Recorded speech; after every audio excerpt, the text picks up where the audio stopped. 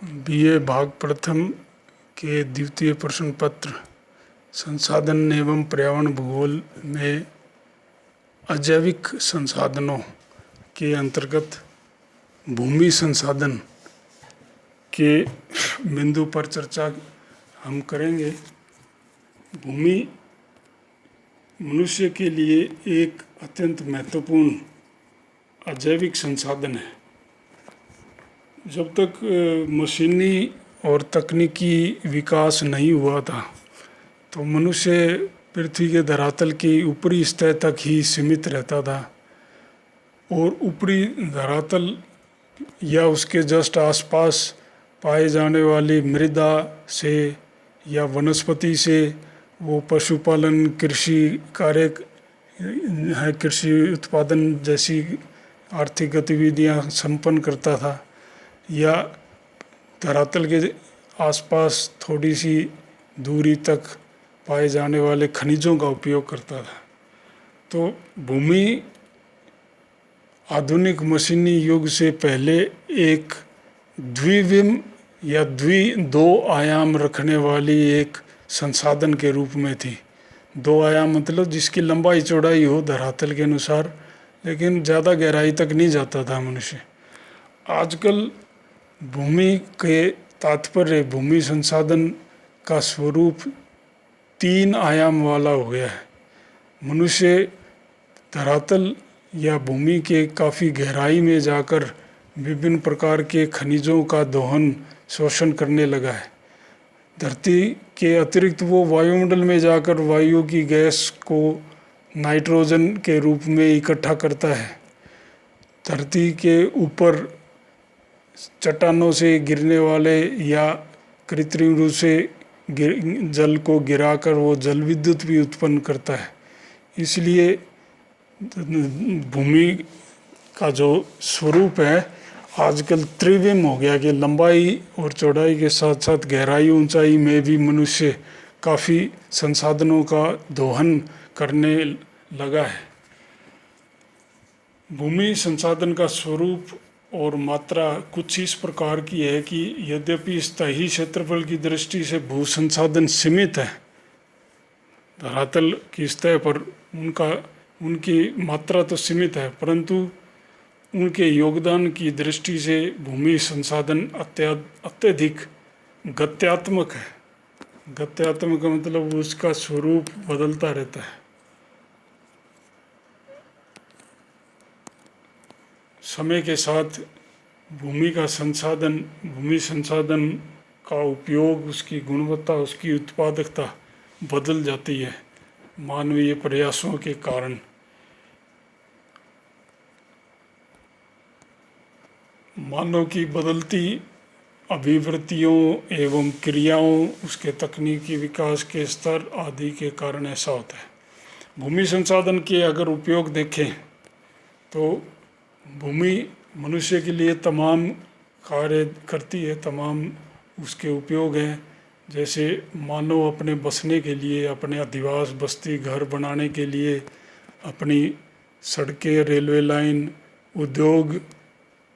औद्योगिक जो ढांचे बनाने के लिए धरती का ही उपयोग करता है। विभिन्न फसलों का उत्पादन करने के लिए धरती पर स्थित मृदा का उपयोग करता है। पशुओं का पालन करने या पशुओं को चराने के लिए या तो खेतों से या चारागाहों से वो पशुओं का भोजन प्राप्त करता है। धरातल के ऊपर स्थित जल, बहते हुए जल या संचित जल से वो मछलियां भी प्राप्त करता है, ये भी उसका एक उपयोग है। धरती के धरातल के ऊपर स्थित विभिन्न प्राकृतिक या मानवकृत वन क्षेत्र भी उसके लिए उपयोगी हैं, जो संसाधन धरती से मिलता है, या धरती के अंदर से मिलने वाले खनिजों का खनन, उसका उपयोग करने की दृष्टि से ये भी एक भू संसाधन की उपयोगिता है। एक फ्रांसीसी भूगोलवेत्ता हुए जिन्हें ब्रोन्स कहा जाता है, उन्होंने भूमि संसाधन के उपयोग संबंधी अपने विचार दिए थे। मृदा के उपयोग के संदर्भ में भू उपयोग की 3 श्रेणियों का वर्णन किया उन्होंने। बड़ा सुंदर शब्द यूज किए अपने हिसाब से। नंबर 1 था मिट्टी का अनुत्पादक प्रयोग, अनप्रोडक्टिव ऑक्यूपेशन ऑफ सॉइल। जैसे मनुष्य धरातल पर मकान बनाता है या अपनी बस्तियां बनाता है या सड़कों का निर्माण करता है, इनके कारण मिट्टी का कोई उत्पादक उपयोग नहीं हो पाता है। तो ऐसे उपयोग को उसने अनुत्पादक उपयोग कहा। तो धरातल से या भूमि से, है ना, मानव कुछ सेवाएं तो लेता है, काम तो लेता है, लेकिन उसका मिट्टी का या, है ना, भूमि का सीधा सीधा उत्पादक उपयोग अधिक नहीं हो पाता है। दूसरा है जिसे ब्रून्स ने कहा वनस्पति और जंतु जगत पर मानव की विजय, ह्यूमन कॉन्क्वेस्ट। मानव की विजय मतलब मानव ने वनस्पतियों को भी पालतू बनाकर खेती बाड़ी की और जंगली जानवरों को भी पालतू बनाकर अपने पशुपालन का कार्य किया। तो उस दृष्टि से वनस्पति और पशुओं को पालतू बनाने संबंधी मनुष्य की जो आर्थिक गतिविधियां हैं, जैसे कृषि का कार्य, ये भी धरातल या भूमि से संबंधित है। पशुपालन का कार्य भी चारागाहों के माध्यम से भूमि से जुड़ा हुआ है। अंततः भूमि उपयोग का ये एक उसकी उपयोगिता का एक रूप है। तीसरा है मिट्टी का विनाशकारी उपयोग, डिस्ट्रक्टिव ऑक्यूपेशन। मनुष्य कुछ आर्थिक गतिविधि ऐसी करता है जो मिट्टी या भूमि को जो नुकसान पहुंचाकर हमें दूसरे संसाधन मिलते हैं, प्राप्त होते हैं। इस श्रेणी में ब्रून्स ने 2 तरह के कार्यों को गिनाया, जैसे पौधों एवं पशुओं का विनाश। पौधों का विनाश तो वनोन्मूलन से हो जाएगा और पशुओं का विनाश उदाहरणतः शिकार करने से हो सकता है। शिकार एक वैसे तो अपने आप में एक तरह की गतिविधि है, आर्थिक गतिविधि भी मान सकते हैं, लेकिन ये विनाशात्मक उपयोग है जो वन या पशु पृथ्वी के वनों में या पृथ्वी के धरातल पर मौजूद थे, उनका हम समूल नाश करते। दूसरे उसने गिनाया खनिजों का शोषण। खनिज भी पृथ्वी को खोदकर प्राप्त किए जाते हैं, जिससे, है ना, उपजाऊ मिट्टी नष्ट हो जाती है। इसलिए ये मिट्टी के विनाशकारी उपयोगों में इसको शामिल किया ब्रून्स ने।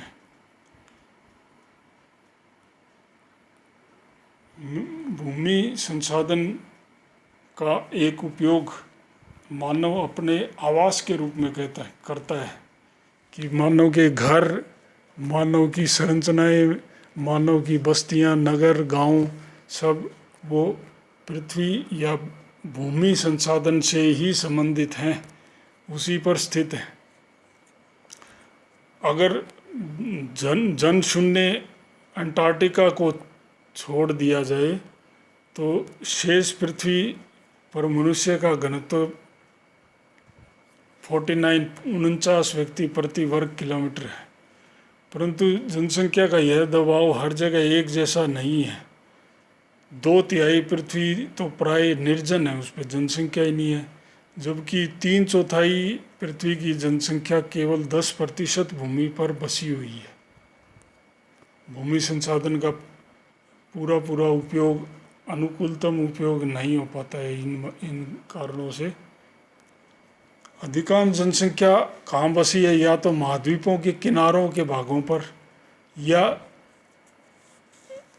वो मैदानी भागों में जो ज़्यादा सागर तल से ज़्यादा ऊंचे नहीं हैं, ऐसे भागों में जनसंख्या रहती है।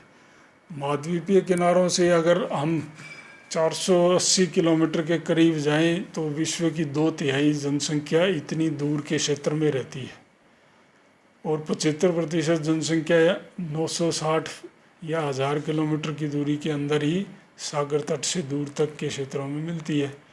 दूसरा पक्ष है जनसंख्या के वितरण का कि विश्व की लगभग 60% जनसंख्या सागर तल से 200 मीटर की ऊंचाई तक ही पाई जाती है। 80% जनसंख्या सागर तल से 500 मीटर आध किलोमीटर की ऊंचाई तक ही सीमित है। इसीलिए जनसंख्या का वितरण असमान है, विषम है, एक जैसा नहीं है। पूरी पृथ्वी के पूरी भूमि संसाधन का उपयोग मानव के बसावट के लिए एक जैसा करना संभव नहीं हो पाया है। इसलिए पृथ्वी को हम दो प्रकार के क्षेत्रों में बांटते हैं। एक वास्य क्षेत्र या एक्यूमिनी हैबिटेबल एरियाज, जहाँ मनुष्य बसा हुआ है स्थायी रूप से। दूसरा अवास्य क्षेत्र, इनहैबिटेबल या नॉन एक्यूमिनी, ये ऐसे क्षेत्र जहाँ जनसंख्या समय समय पर रहती है, आदमी आता जाता रहता है, या जहाँ बहुत कम जनसंख्या है, विरल जनसंख्या है। विश्व के 50 से 60% क्षेत्र इसी प्रकार के हैं, जिनमें बहुत ज़्यादा ठंडे क्षेत्र, मरुस्थलीय क्षेत्र, भूमध्यरेखीय वन, ऊंचे पर्वत आदि इसी में शामिल किए जाएंगे। फिर भूमि संसाधनों का एक बड़ा उपयोग है मनुष्य का पेट भरने के लिए कृषि उत्पादन कार्य की दृष्टि से। कृषि उत्पादन, जनसंख्या अत्यंत तीव्र गति से बढ़ती है और बढ़ रही है, लेकिन उसके भरण पोषण हेतु हमें अधिक मात्रा में कृषि फसलों की आवश्यकता पड़ती है। उसके लिए उत्पादन में वृद्धि करना आवश्यक है। मानव के संभावित संसाधनों की जो बाह्य सीमा है, अगर मानव की एक संभावित संसाधन है भूमि, उसकी दोहन की जो बाह्य सीमा है, आउटर लिमिट, वो प्रकृति द्वारा निर्धारित है। परंतु इस सीमा के अंदर मानव अपनी चॉइस के द्वारा, अपनी इनिशिएटिव, अपने कार्यों के द्वारा, अपने कौशल, तकनीकी कौशल के द्वारा कई कार्य करना उसके हाथ में है, संभव है। कृषि योग्य भूमि की मात्रा दो सीमाकारी कारकों के समूह पर निर्भर करती है। एक भौतिक सीमाएं और दूसरा है सांस्कृतिक एवं मानवीय सीमाएं। भौतिक सीमाएं तो जो प्रकृति ने दे दी कि खेती के लिए तापमान या मिट्टी में नमी होना, बरसात होना, स्थलाकृति, ऊंचे ज़्यादा ऊंचे भाग होना, कम ऊंचाई के भाग, या मृदा कैसी है मिट्टी, ये भौतिक सीमाएं हैं। इनके भीतर ही रहकर मनुष्य उत्पादन को बढ़ा सकता है। अपनी सांस्कृतिक व मानवीय सीमाएं भी हैं। मानव हर क्षेत्र का, हर पृथ्वी के हर जगह का मानव उतना तकनीकी रूप से सक्षम नहीं है। वो उसके लिए या तो उतनी आवश्यक भूमि नहीं है, या वन और चरागाह, जनसंख्या के रहने के लिए जो अलग अलग भू उपयोग हैं, उनकी पूर्ति करते करते उसके लिए कृषि भूमि की पर्याप्तता ही कम हो जाती है। और फिर अगर कृषि भूमि किसी मायने में किसी हद तक उपलब्ध भी है, तो कृषि उत्पादन की तकनीक जो है, अच्छी तकनीक, पृथ्वी पर सभी मनुष्यों के लिए एक जैसी उपलब्ध नहीं है, सभी देशों में एक जैसी उपलब्ध नहीं है। कृषि में ऊर्जा का प्रयोग है कि जैसे जितने विकासशील देश हैं, गरीब देश हैं, वो मनुष्य या पशु पे आधारित ऊर्जा का प्रयोग करते हैं, जबकि विकसित देशों में मशीनरी आधारित ऊर्जा का प्रयोग किया जाता है। वो लंबे चौड़े क्षेत्र में कृषि कार्य करने में इसलिए सक्षम हो पाते हैं।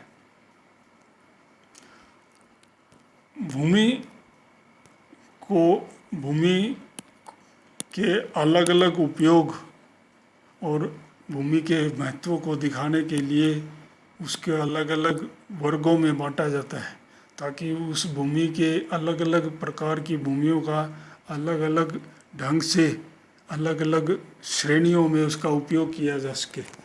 अगर भारत में भू उपयोग के वर्गीकरण को देखें तो भारत में 9 श्रेणियों में भूमि को बांटा जाता है उसके उपयोग की दृष्टि से।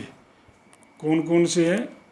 पहला, जैसे वन क्षेत्र, कि कुल किसी क्षेत्र, किसी राज्य या जिले की सीमा में कितना प्रतिशत क्षेत्र वन है, कितना गैर कृषि भू उपयोग में है, जैसे बस्तियों के रूप में, सड़कों के रूप में, कितनी भूमि बंजर या कृषि के लिए अयोग्य है, कितनी भूमि स्थायी चरागाहों के रूप में है, कितनी भूमि वृक्ष फसलों के रूप में है, या जो पवित्र वन होते हैं, ग्रोव्स बोलते हैं, उनके रूप में है, या ऐसी बंजर भूमि जो वर्तमान में बंजर है लेकिन जिसे कृषि के लिए उपयुक्त बनाया जा सकता है, ऐसी भूमि। कुछ भूमि वर्तमान में पड़त भूमि के रूप में है या अन्य पड़त भूमि भी होती है, दो श्रेणियां इसकी बनाई जाती हैं। और फिर शुद्ध कृषि क्षेत्र जो खेती बाड़ी के अंतर्गत है वो कितना है। ये सब भूमि उपयोग की श्रेणियां किसी क्षेत्र में भूमि की विशेषताओं की परिचायक है जो उसके संभावित उपयोग को भी दर्शाती हैं।